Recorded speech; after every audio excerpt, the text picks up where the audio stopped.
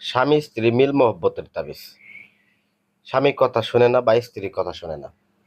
ভাই অনেক কবিরাজ দিয়ে চিকিৎসা করতেছেন, তো একটা রেখে আরেকটা কবিরাজ ধরতেছেন, আরেকটা কবিরাজ রেখে আরেকটা কবিরাজ ধরতেছেন। এবার একটু থামেন, এবার একটু থামে নিজের কাজটা নিজে সমাধান করতে পারবেন। কিভাবে কাজ করলে 100% স্বামী বশীকরণ হবে, স্ত্রী বশীকরণ হবে, এই নিয়মটা আমি আপনাদেরকে এখানে বলে দিব, এই ভিডিওতে বলে দিব।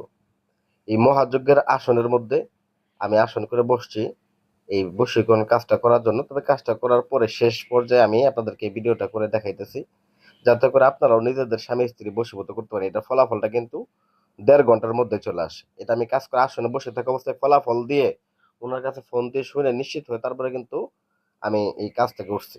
তারপর আপনাদেরকে এখন দেখাইতেছি। তো বিশেষ করে আর একটা কাজ করব আমি এই কাজেরই।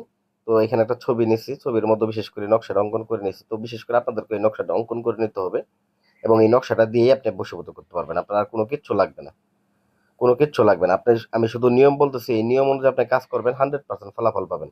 তো যারা হাজারটা মধ্যে দেখা গেছে যে আপনার ঘাটের জল খায় অভ্যাস, তারা কিন্তু আসলে এক ঘাটের জল খাইতে পারবে না। তো আপনি যদি হাজারটা তান্ত্রিকের পিছে ঘুরে ঘুরে আপনার অভ্যাস হয়ে থাকে, তো আপনি তাদের কাছেই ঘুরতেই থাকেন।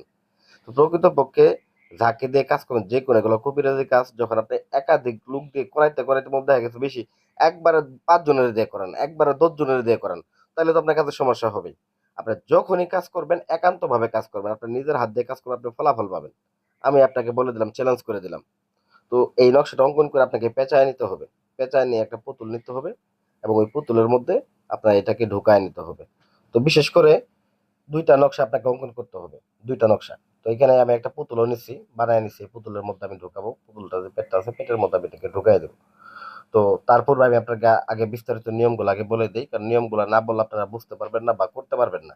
তো অনেকে আছে ইউটিউবে ভিডিও দেয়, ঠিক আছে, কিন্তু সঠিক নিয়মটা দেয় না, বা কিভাবে করবেন হাতে নাতে দেখায় দেন। এটা যদি না দেখতে পান বা না বুঝতে পারেন, তাহলে তো আপনি কাজটা করতে পারবেন না।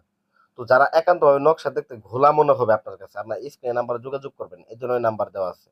কথা বলতে পারছি। আর যদি মধ্যে দেখা গেছে নিজেরা করতে না পারেন বা পরামর্শ যদি লাগে, ফোন দিবেন, কিন্তু কাজ করার জন্য আমাকে ফোন দিতে হবে এমন কোনো কথা না।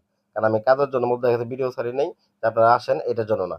আমি মধ্যে দেখা গেছে এমনিতে আমার এলাকাতে যে সকল আমার দরগাতে অনেক রোগী আছে, তাদের কাজ বাজ করি আমি।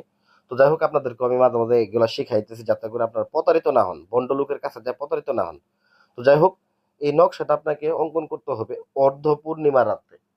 অর্ধ পূর্ণিমা রাত্রিতে আপনাকে বসে আপনাকে এই কাজটা করতে হবে। আর এই কাজটা করার ক্ষেত্রে অবশ্যই আপনাকে কি করতে হবে, কাম সিঁদুর দিয়ে অঙ্কন করতে হবে। আর আপনি যে এই কাজটা করবে তার কনিষ্ঠ আঙ্গুল, কানি আঙ্গুল থেকে, বাম হাতের কানি আঙ্গুল থেকে রক্ত নিতে হবে 3 ফোঁটা। এই 3 ফোঁটা রক্তের সাথে কাম সিঁদুর মিশ্রিত করে তারপর আপনাকে কি করতে হবে, এই নকশাটা অঙ্কন করতে হবে।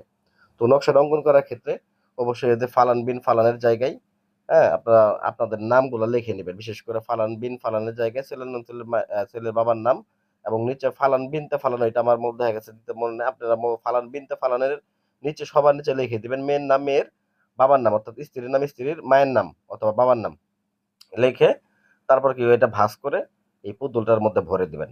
ভরে দিয়ে আর একটা নকশা অঙ্কন করবেন, ওইটাকে একটা লোহার তাবিজের মধ্যে ভরে আপনার কোমরের মধ্যে ব্যবহার করবেন, এবং যে পুতুলটা অবশিষ্ট থাকে এই পুতুলটাকে একটা কবরের মধ্যে পুঁতে দিবেন। ব্যাস এতটুকুই। সর্বোচ্চ 1 থেকে 1.5 ঘন্টার মধ্যে আসনে বসে থাকা অবস্থায় ফলাফল আসবে, 100% গ্যারান্টি। ভিডিও ভালো লাগে ভিডিও লাইক করবেন, চ্যানেল সাবস্ক্রাইব করবেন।